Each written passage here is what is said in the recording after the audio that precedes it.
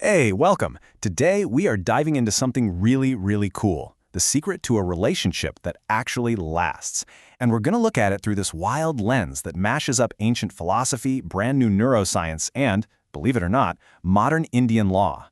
So how on earth do these three worlds connect? Well, let's find out, because they all point to the exact same powerful truth. I know. It sounds like the setup to a pretty weird joke, right? A yogi, a scientist, and a judge walk into a bar. But seriously, what they all agree on is this profound truth about partnership. One that, cuts across all of culture and time. And that answer is? You see, it's not about finding that one perfect person. It's about consciously building something secret together, day in and day out.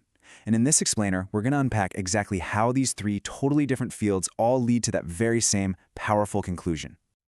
So, first things first, let's get the foundation right. This whole idea isn't about that fleeting movie-style romance. It's about a deep, spiritual union. And to really get it, we've got to go back, way back, thousands of years. In ancient Indian philosophy, there's this incredible concept, Ardhanarshwar. And the key here is that it's not about two halves making a whole. No, it's about two completely whole, individual souls uniting to create something even more divine, without losing who they are in the process. I mean, what a powerful way to look at a partnership. Let me put it this way. The typical Western model often treats a relationship like a car. You just drive it until it breaks down, then you take it to a mechanic to fix the problem.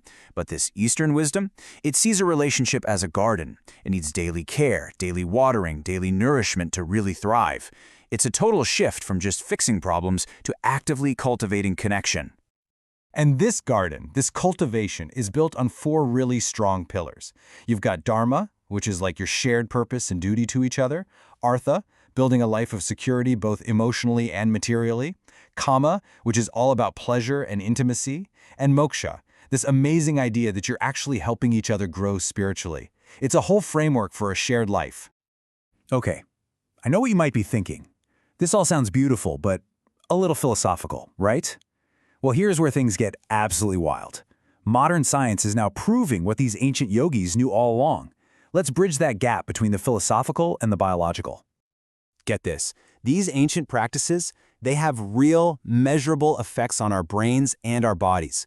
When couples meditate together, their brains release oxytocin. That's literally the bonding hormone.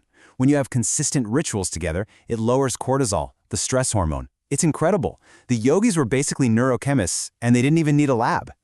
And the parallels, they're just stunning.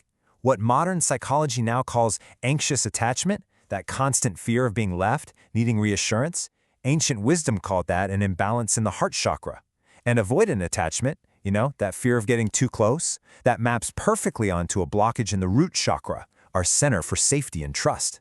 It's like two different languages describing the exact same human feeling. Okay, so we've tied ancient philosophy to modern science. Pretty cool. But here's the piece of the puzzle that I bet you did not see coming. The connection to contemporary law. This quote from just recently from India's Supreme Court is, well, it's huge. The court is basically saying that a marriage isn't just the wedding day, the big party.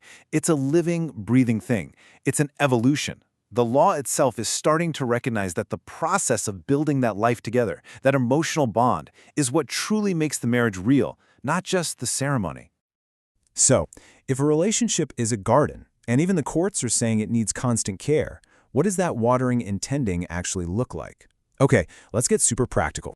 This little ritual is called the morning heart connection. It's so simple, it takes maybe 5 minutes, but man, is it powerful. When you sync your breathing, you're literally calming both of your nervous systems down. Placing hands on the heart, that fosters a real connection. Sharing gratitude, that builds a rock-solid foundation of appreciation. And that hug at the end, holding for at least 30 seconds, releases a massive flood of that bonding hormone oxytocin. And this is the moment it all clicks into place. This simple, daily ritual, it's not just some nice, fluffy thing to do. It is actively, biologically, and emotionally building the very foundation that, as we just saw, the legal system itself is starting to see as the true core of a marriage. So these little daily acts, they're not just about making you happy today. They are investments. They're investments in a shared future and building something that's going to last a lifetime and beyond. Ancient wisdom teaches that relationships move in these natural cycles, often in 7-year chunks. each with its own theme, its own challenge, all mapped to the chakras. So the first 7 years are all about building that secure foundation. Later on, it's about creativity, then deeper love, and eventually, this incredible sense of shared unity. And these conscious daily rituals, they are the tools that help you navigate every single one of these stages successfully. So the biggest takeaway here is both simple and incredibly deep. The daily practice, that tending of the garden, that's the whole game. That's how you build a partnership that doesn't just survive the decades, but actually gets deeper, richer, and more meaningful over time. It's how you create a real legacy. And that really leaves us with one final, powerful question to think about. It's not about what you can get from a relationship, but about what you can build together. So, by pulling together this ancient wisdom, this modern science, and this conscious practice, what will be the legacy of your love?